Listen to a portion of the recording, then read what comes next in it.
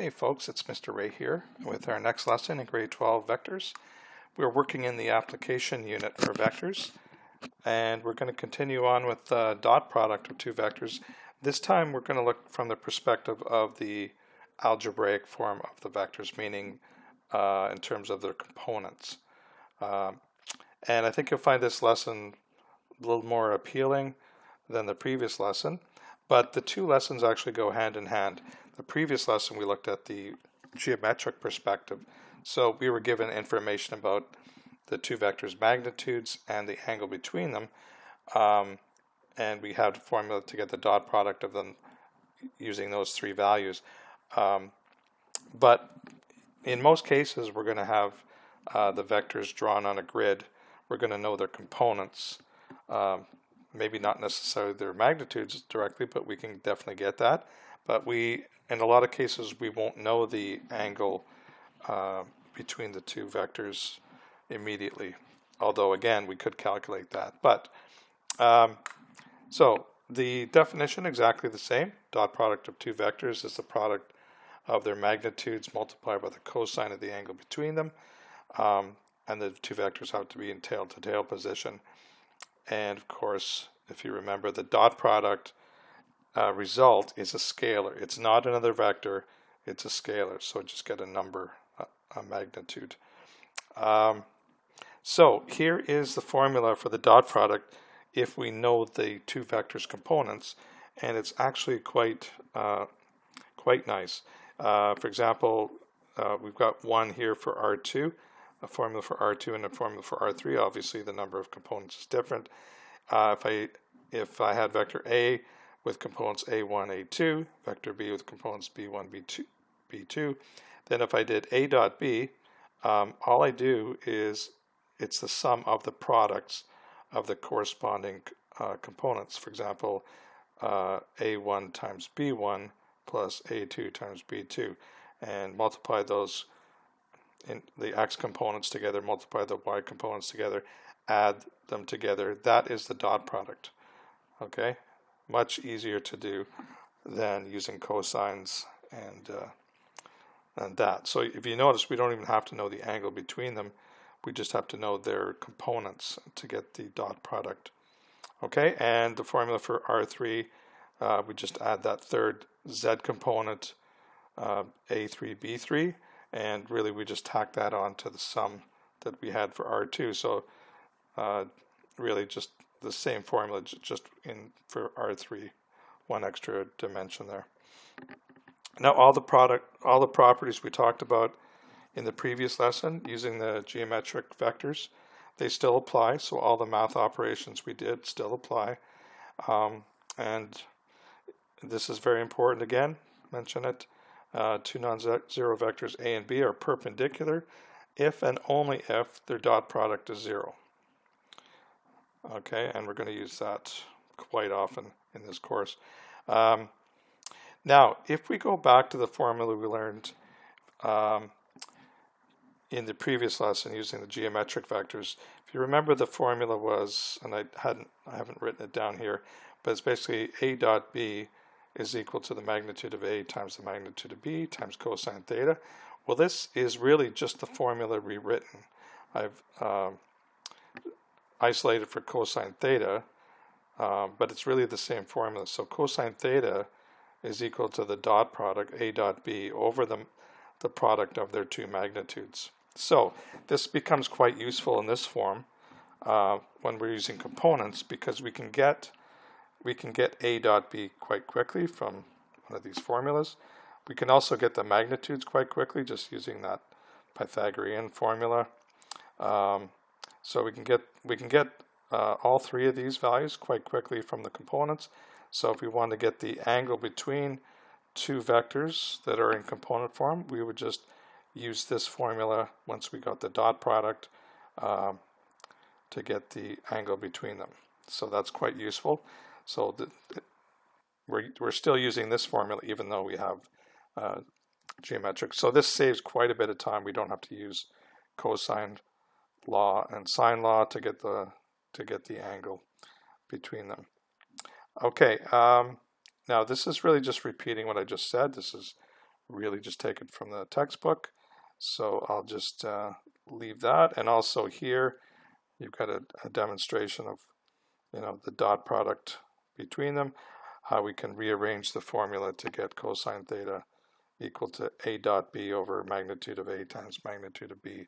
So really just repeating what I've said in the key concepts, but with a nice blue box around it for emphasis. Okay. So we're going to do a little bit of work, not as much as we did on the previous lesson. So you'll find this work is a little more straightforward since we're working with the components. So start off with a nice simple calculation of dot product A dot B if we've got the components. So A dot B is equal to, and I'll write this out in the long form just to show you, so you see where the numbers come from. After you've done this a little while, a lot of people, skip at least one step. Some people can go right to the final answer, but be cautious. So the first multiplication will be the x components, so -1 times 3. And I'm going to add that to the multiplication of the y components, 2 and 4. And finally add the product of the z components, 4 and 3. Okay, if I do those multiplications, I get -3 plus 8 plus 12. So that works out to be 17. So the dot product of A and B is 17, and it wouldn't matter if I reversed it. You can see that would work. I'm just reversing the order of these multiplications. That doesn't change the answer. Okay, now here it says calculate the angle to the nearest degree between A and B. So the formula is cosine of that angle is equal to the dot product of A and B divided by the magnitudes of A and B multiplied together. Okay, so we've got the dot product here, 17, so that's going to go on the top. What we don't have is the magnitudes, so I'll just calculate those. Let's do that over here. So the magnitude of A, if you remember, that's going to be the square root of -1 squared plus 2 squared plus 4 squared. Those are just the components of A from above. Square them, sum them, square root them. So that's going to be a 1, a 4, a 16. So 21, a square root of 21. Okay, do the same for B. Magnitude of B, square root of, this time it's 3, 4, and 3. 3 squared plus 4 squared plus 3 squared. So that's 9 plus 16 plus 9. Square root that, we get root 34. Okay, now I can plug these in. So I know that A dot B from part A, that was 17. And then magnitude of A. You notice I didn't round these to any decimals. These are exact values. And we want to keep those as exact as we can until we actually calculate the angle.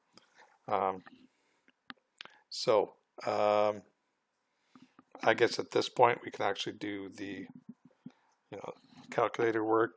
And I would, whatever you get here, round it to the nearest, round it to 4 decimal places for accuracy for the angle, just like all trig. So that's equal to 0.6362. And if I did the cosine inverse, I'm going to get theta equals cos inverse of that value. You could do this all in one step, but it's not necessary. That's going to be equal to 50.5 degrees. Therefore, the angle between A and B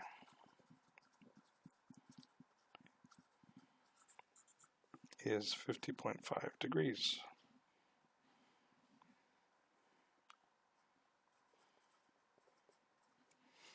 Okay, so hopefully you can see not nearly as much work as we had before. even the individual calculations are quite straightforward. Okay, we're going to throw a couple twists at you here. We're going to use the dot product to solve a problem involving perpendicular vectors. Couple questions here. So it says, for what values of k are these two vectors perpendicular? So I'm going to use the fact that if I did the dot product of them, if they were perpendicular, the dot product of these would be 0. So I'm going to start off saying a dot b is equal to 0. And then I'm going to do the dot product. So I'll actually just show the numbers here. 1, 3, negative 4, dot 3k, negative 2.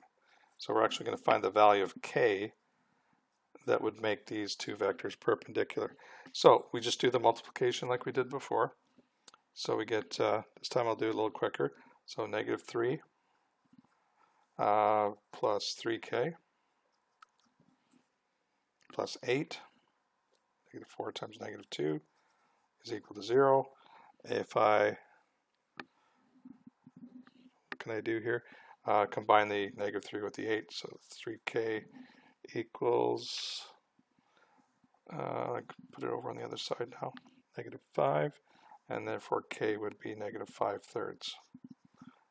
Okay, so that's the only value of k that would go here that would make these two perpendicular. There's only one solution. Okay, this one is a little trickier. Same approach. So we've got vectors x and y this time. And what values of m would these be perpendicular? You can see I've got 3 occurrences of m. So that's going to make it a little different. So start off the same way, x dot y is equal to 0. And then I'll do my components. So m3 dot m negative 3 negative 6 equals 0. Do the multiplication. I'm going to get m squared. Then I'm going to get negative 3m and negative 18. And lo and behold, we have a quadratic equation. I bet you never thought you'd be doing quadratic equations in vectors, but here we are. So hopefully you remember how to do this. The factors will be m minus, what will it be? M minus 6, m plus 3,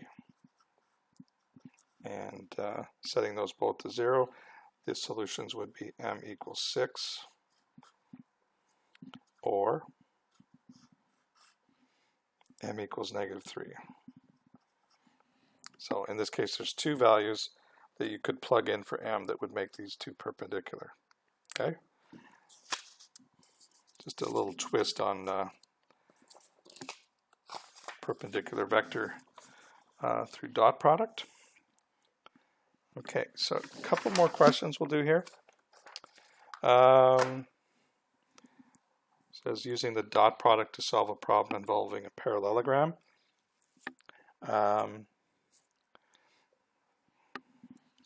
So we've got parallelogram has its sides determined by A. Vectors has components 6, 1, and vector B has components negative 1, 3. Determine the angle between the diagonals of the parallelogram formed by these vectors. Okay, so I've got, I'm going to find the components of A plus B. So that comes from, if you remember, we're just adding the x components, adding the y components. So A plus B would be 6 minus 1, 6 plus minus negative 1, which is 5, and 1 plus 3 is 4. So that's the components of A plus B.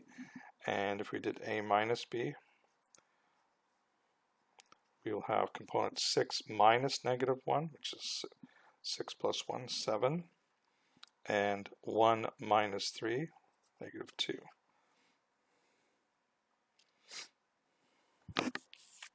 Okay, so we want to find the angle between these two vectors. Um, now, on my completed lesson document that I put a nice whiteboard diagram of the vectors so you can see them, but you don't have to have the diagram to be able to do the solution. So what I will do is I'm going to jump right to the, if I did,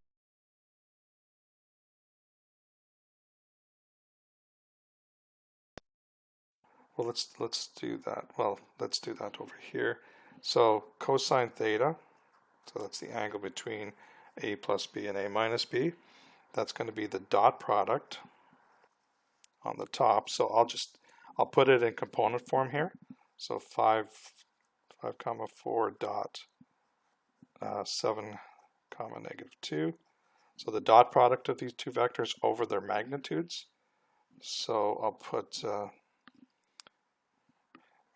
it in the magnitude. So magnitude of 5 comma 4 times, I don't want to put a dot there, it might look like dot product, I'll just put them side by side,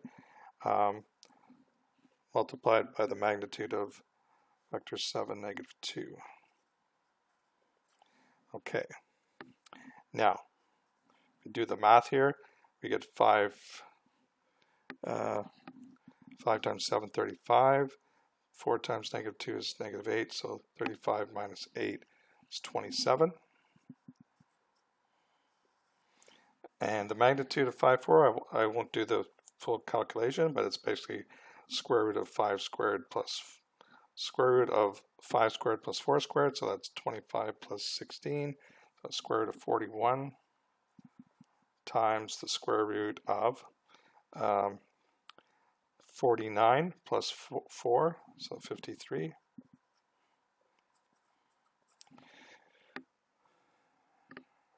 So that's equal to, just do that to 4 decimal places, 0.5792. So theta is equal to cos inverse 0.5792. So theta is equal to 54.6 degrees.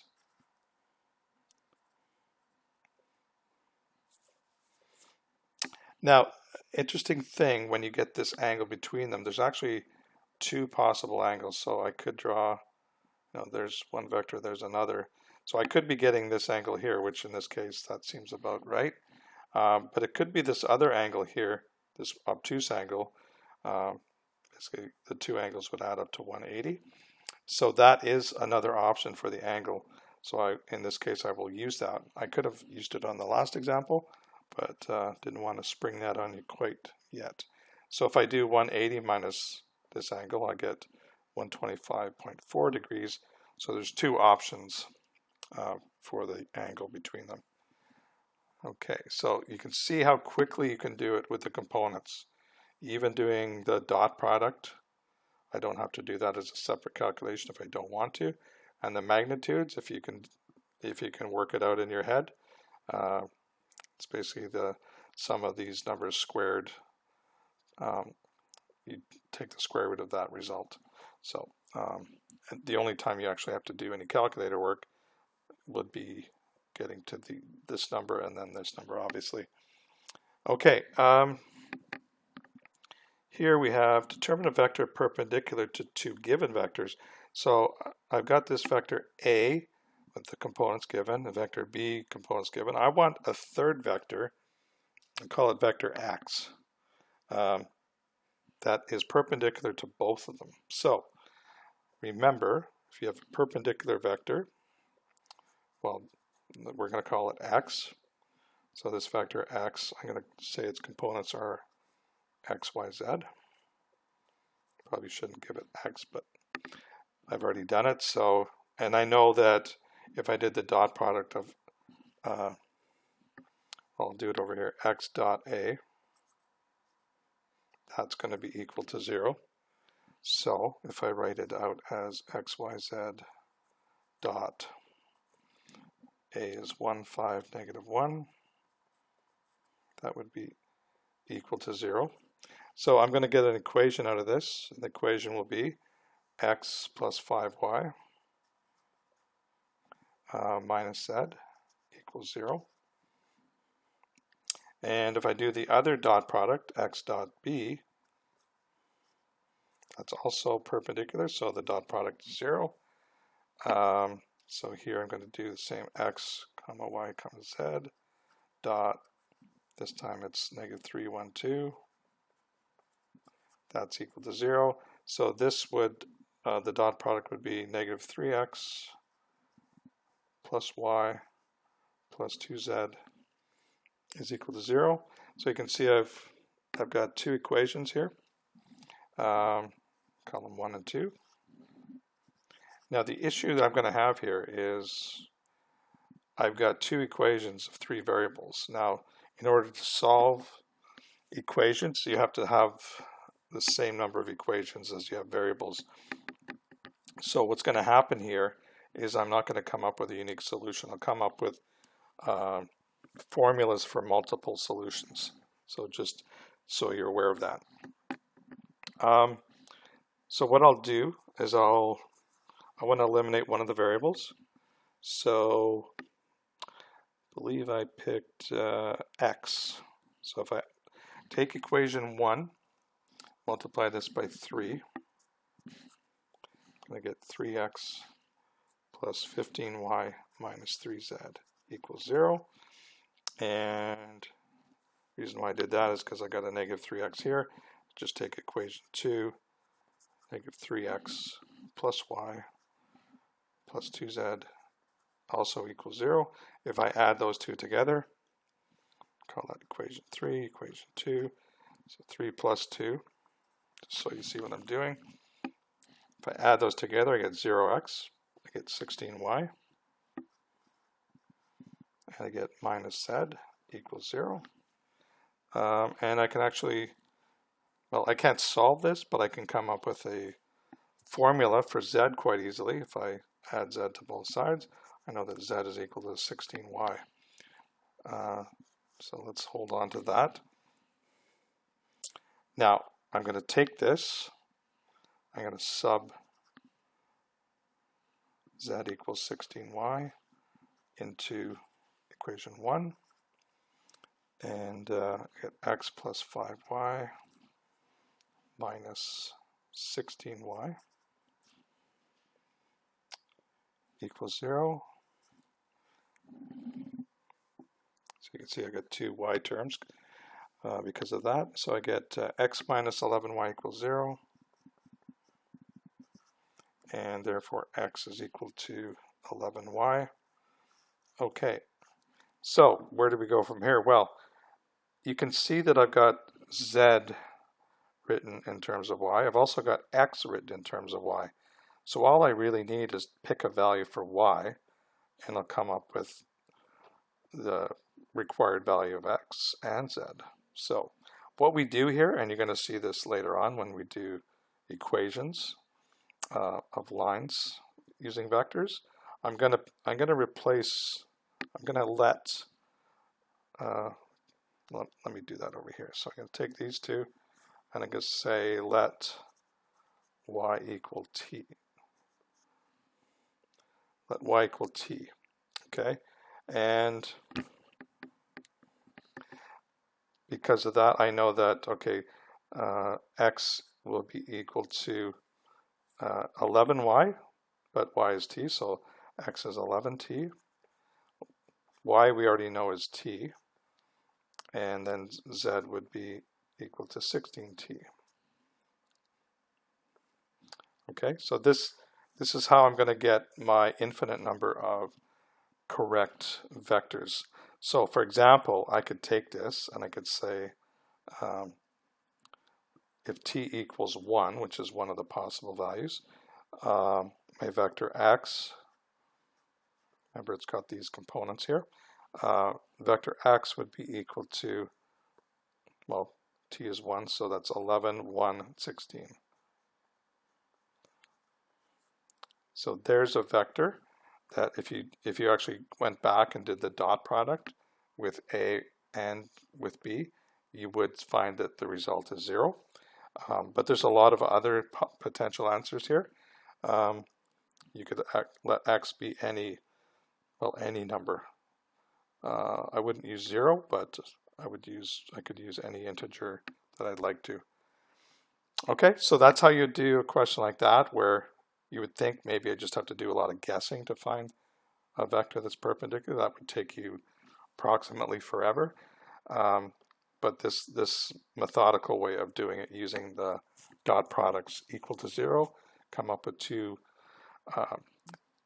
three variable equations and come up with a system of equations that system of vectors that works, satisfies the requirement for it to be perpendicular to A and B. Okay, so I've got some homework questions for you to try. Just practice component form of the dot product, and I think you'll find this one a lot more agreeable than working with the geometric. And we're going to continue on with the application unit. Eventually we'll also be looking at the other product between two vectors, and that's called the cross product. And again, a reminder, both of these types of products, dot product and cross product, are used to when we're working with applications, and also when we're creating equations for lines and planes in using vectors in R2 and R3. Okay, until the next lesson, hope you have a great day. Take care.